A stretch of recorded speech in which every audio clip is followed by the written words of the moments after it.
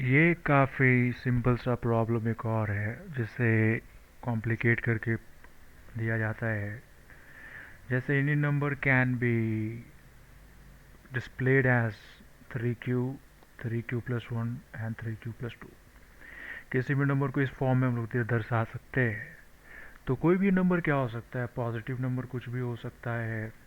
और ये positive number को अगर 3 से हम डिवाइड करेंगे तो निश्चित तौर पे इसका कुछ क्या होगा, इसका कुछ कोसेंट होगा, है ना। इसका कुछ कोसेंट होगा और साथ में इसका कुछ रिमाइंडर भी आएगा। जैसे मैं सिंपल सा कुछ एग्जांपल्स ले लेता हूँ। सपोज़ रैंडम नंबर मैं लेता हूँ।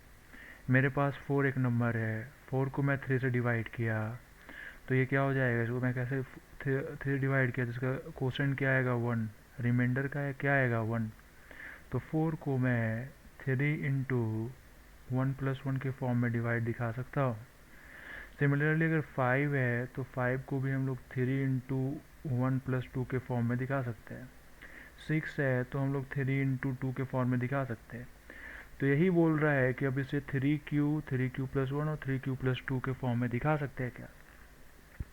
तो किसी भी अगर अगर मेरे पास p कोई नंबर था जिसको हम 3 से अगर डिवाइड कर रहे हैं जो कि जिसको डिवीज़न लेमा भी कहा जाता है। तो हम इसको डिवाइड कर रहे हैं तो इसका कोई कोशेंट होगा और कोशेंट के बाद अगर कोई अगर वैल्यू सपोज़ टी आता है और टी रिमूव करने पर मेरे पास यहाँ पे जो है वो आर जो है ना, आर जो है रिमाइंडर है। तो हम अगर कहे कि पी को ऐसे दिखाया जा सकता है कि 3q प्लस आर, है ना। और आर जो है वो वैरी कर ये तो हो सकता है 0, या ये हो सकता है 1, या ये हो सकता है 2।